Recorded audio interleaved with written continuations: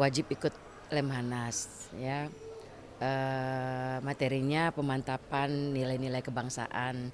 Jadi istilahnya harus dibekelin dulu lah di DPR RI sebelum dilantik menjalankan tugas. Jadi kita dikasih di pemaparan materi-materi yang memang terkait dengan tugas kami nantinya gitu.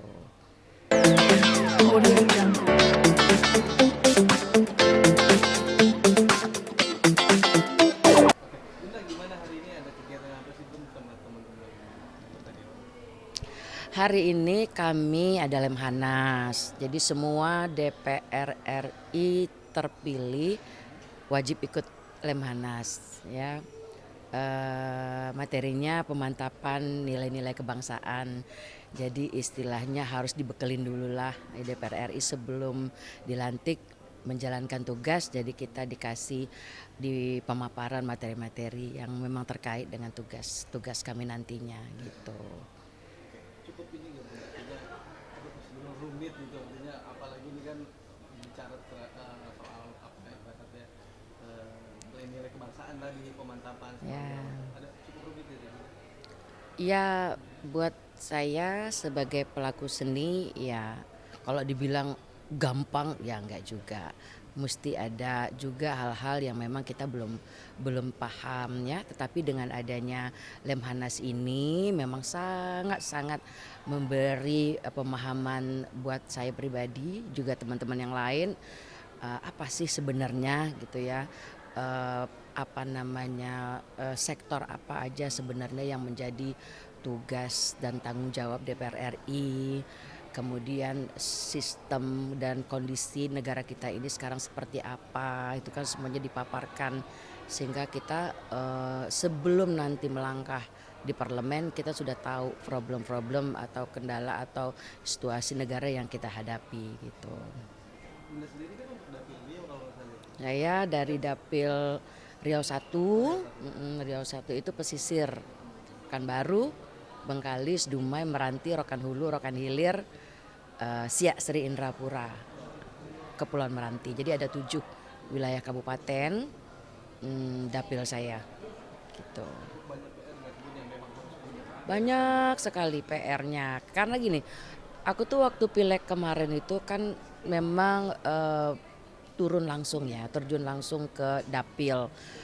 Datang ke kampung-kampung yang pelosok-pelosok itu. Karena kan dapilku ini kan pesisir ya. Pesisir itu kan pulau-pulau. Nah, pulau-pulau itu berarti kan kita kalau mau ke pulau harus nyebrang laut ya, harus nyebrang pakai roro, feri penyeberangan kayak kayak gitu-gitu. Kan kadang-kadang pun waktu penyeberangannya kan nggak selalu tepat ya, di saat kita mau pulang dan kembali.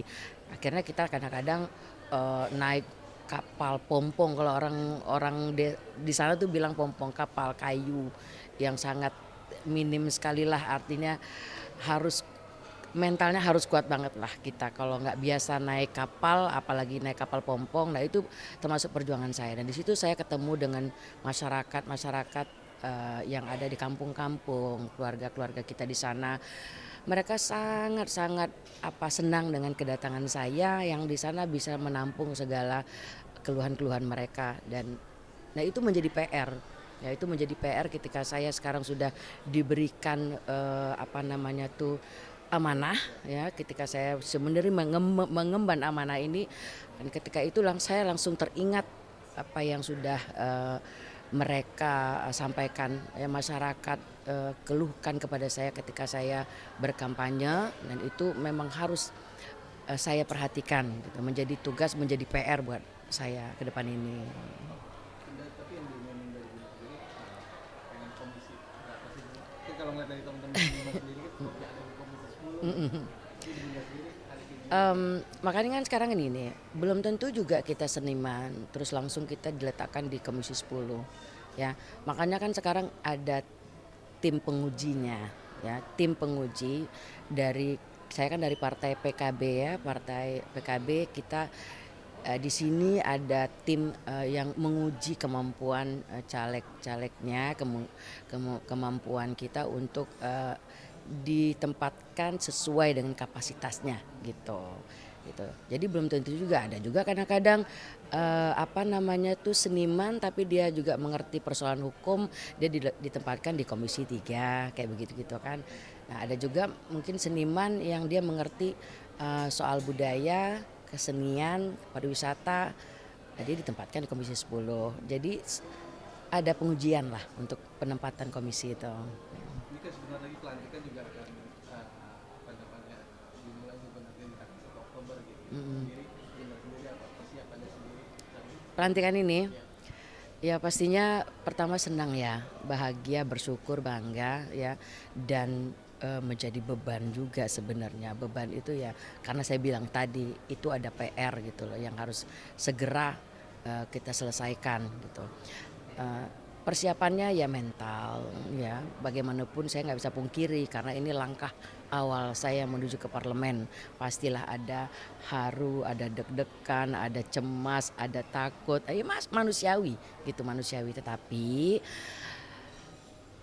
terlepas dari itu semua yang penting niat saya dari awal ketika saya memantapkan diri untuk maju di Pileg 2023 yang lalu, niat saya adalah bagaimana saya bisa memberi kontribusi yang berbeda untuk masyarakat Indonesia, khususnya di masyarakat di dapil saya Riau Pesisir. Nah, bahagia pastilah gitu, bahagia karena saya memohon meminta ya kepada Tuhan ya, saya selalu berdoa dan saya memohon dukungan dari masyarakat untuk supaya bisa dipilih, dan alhamdulillah doa saya terkabul. Nah berarti kan senang, bangga, gembira, walaupun setelah itu memang pasti ada banyak beban ya, bukan beban, nggak boleh bilang beban ya, artinya ini ada PR yang terbentang di depan kita, ini udah banyak banget dan ini mesti benar-benar fokus dan mesti benar-benar dijalankan. dan untuk nanti kan berjalannya waktu gitu, nanti jadi anggota dewan, menjadi juri KDI juga nih Bunda. Mau bagi waktunya gimana nih? Cukup sulit gitu. Itu hobi ya. Jadi kan memang kemarin itu sih sebenarnya udah nggak ada pikiran sebenarnya karena memang untuk tahun ini tuh pengen dari kemarin tuh fokus di politik ya. Tetapi kok tiba-tiba ada teman-teman yang lagi coba menyarankan saya lagi, ya yuk ikut yuk gitu. Kan udah lama juga ya nggak jadi juri. Terus ya, karena memang dulu kan sering juga jadi juri KDI. Nah, yuk balik lagi yuk ya, Mbak Iyet gini-gini gini. Ya udah akhirnya saya pikir-pikir kenapa enggak ya, biar menghilangkan kejenuhan ya. Selama beberapa tahun terakhir ini kan berpolitik terus ya, jadi pengen ada sesuatu yang uh, hobi ya. Itu hobi ya. Artinya saya senang dengan pekerjaan saya sebagai seniman. Ya udah, tinggal dibagi waktu. Memang agak susah sih membagi waktunya ya, capek udah pastilah, karena kan kalau kita macam nantilah, kalau kayak saya sudah bertugas di DPR itu dari pagi sampai sore ya kan, malam ya kita mesti ke studio ya kan, mau syuting apa segala pasti capeknya minta ampun, tapi nggak apa-apa karena kan kalau sekarang ini kan KDI kan nggak streaming ya. Ya, apa bukan stream apa nggak stripping ya, jadi ya seminggu sekali mungkin masih oke lah, masih bisa. Udah gimana artinya menjadi juri juga nanti pasti kan ya seorang Iyeth Bustami ketika di panggung, ketika di politik jelas mempunyai dua kacamata yang berbeda. Ini gimana itu pun takutnya kalau di panggung apakah aku atau seperti apa gitu. Enggak juga sih ya, karena kan saya kan sebenarnya kan berpolitik itu kan dari tahun 2010 ya, 2010 terus 2014 ikut pileg ya kan, 2014 walaupun gagal. Nah tapi setelah itu kan saya tetap aktif di partai ya.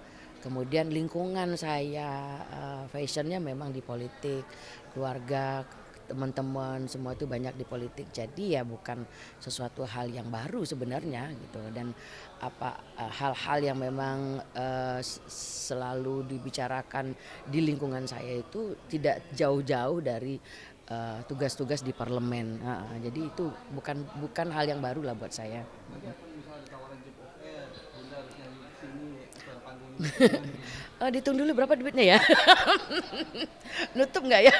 Ya kalau ada off air ya kalau memang ada waktunya ambil lah. Nama rezeki mana mungkin ditolak ya kan gitu. Ya tapi kan kita juga harus mengutamakan tugas karena saya kan punya komitmen. Ketika saya nanti dilantik, saya berkomitmen tugas utama saya adalah sebagai pelayan bagi masyarakat. Saya sudah menjadi pejabat negara dan bertanggung jawab ya bersumpah bertanggung jawab untuk betul-betul menjalankan tugas-tugas saya di parlemen. Ya, jadi Sedikit Bu, soal jaga kualitas suara dulu. Artinya di usia Bunda yang sehat tadi itu di lantang masih ini gimana? sebetulnya suara saya ini sudah gak parau-parau lah. Ya karena banyak ngomong ya, ngomong-ngomong terus ya. Jadi suara saya itu udah mulai-mulai serak-serak. Tapi ya kalau nyanyi serak-serak gini, nyanyi lagu jazz oke loh. Karena kalau suara serak begini, memang kalau nyanyi lagu dangdut, lagu Melayu kurang merdu. Ya makanya saya kalau dipanggil suruh nyanyi lagi di kondisi suara seperti ini, saya lebih mending saya nyanyi lagu-lagu jazz karena pas gitu kalau lagu serak-serak begini kan. Ya artinya menjaga sih pasti ya, berusaha menjaga suara ya dengan harus tidur ya. Semua penyanyi seniman mesti tahu lah karena untuk menjaga suara harus cukup tidur ya, pola makan yang benar ya. Kemudian diafragma harus terus dilatih. Kalau buat saya sih itu gitu. Menjaga kayak pola makan gitu biar Makan itu harus walaupun sedikit. Kadang-kadang kan kita seniman ini kan ya pengen jaga badan, jaga kondisi tetapi tetap karbo tuh adalah sedikit karena kita kan mobilitasnya tinggi. Jadi harus ada karbo sedikit, jangan banyak-banyak. Nah, terus makan yang rendah karbo karena sesuai juga dengan mobilitas saya sendiri. Tidur juga harus cukup minimal 5 jam ya. Ya minimal 4 sampai 5 jam minimal ya. Itu harus setiap hari itu harus. Kalau enggak ya bisa sakit nanti. pun tapi kalau ngeliat soal Bunda ini kayaknya fresh banget wajahnya. Masa iya sih? Iya, Aduh, sehat banget. yang bener lu nggak ngim. Tapi gimana Bu? Maksudnya banyak artis yang pada jalan di bapak Bunda lebih memilih kemas atau natural kayak begini Bu? Aku natural, gimana naturalnya? Natural, ya. eh, aku tuh memang orangnya tuh dari dulu tuh nggak suka yang apa ya ke dokter-dokter apa tuh yang oplas lah apalah gitu nggak. Karena gini, eh, pertama pertama dari akunya sendiri juga takut nggak berani. Kedua ya suamiku itu ketat banget Mas Eka itu waduh pokoknya mama jangan terpengaruh dengan namanya suntik itulah inilah apalah estetika itu jangan sampai mama terpengaruh karena memang tidak dapat izin jadi saya takut ya kalau suami nggak izin jadi saya memang termasuk istri yang soleha yang sangat-sangat manut sama suami begitu ceritanya. Itu emang ada ketertarikan untuk oplas ya Bunda ya? Enggak. Atau yang natural? Natural aja ya kita make up lah gitu kalau saya tuh make up udah pastilah kemana pergi saya mesti make up gitu gimana supaya kelihatan tetap cantik ya kan. Sorry nih ya kan. Bunda, terakhir mungkin untuk buat peserta yang KDI. dari Bunda ada pesan apa sih? Untuk peserta yang lolos di gerbang KDI ya pesan Madam Iyet Bustami untuk kalian semua persiapkan mental. Kalau dari dulu sama siapapun ya pertumbuhan selalu bilang mental diutamakan. Kalian tuh harus cari cara deh bagaimana supaya menguatkan mental itu. Jangan cuman selewat Madam Iyet suruh kita kuatkan mental, udah pokoknya kita kuat mental. Harus ada caranya. Ada caranya bagaimana menguatkan mental.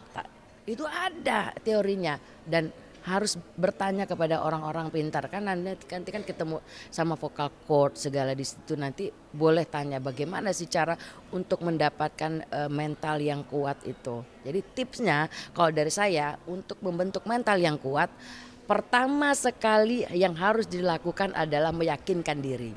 Ya. Bagaimana kita meyakinkan diri supaya kita ini punya mental yang kuat? Cukup latihan. latihan itu membuat kita pede, latihan itu membuat kita yakin bahwa kita mampu. Kalau kita sudah cukup latihan dan kita yakin kita bisa, mental itu terbentuk sendiri gitu. Ya, begitu begitu dari saya. Oke.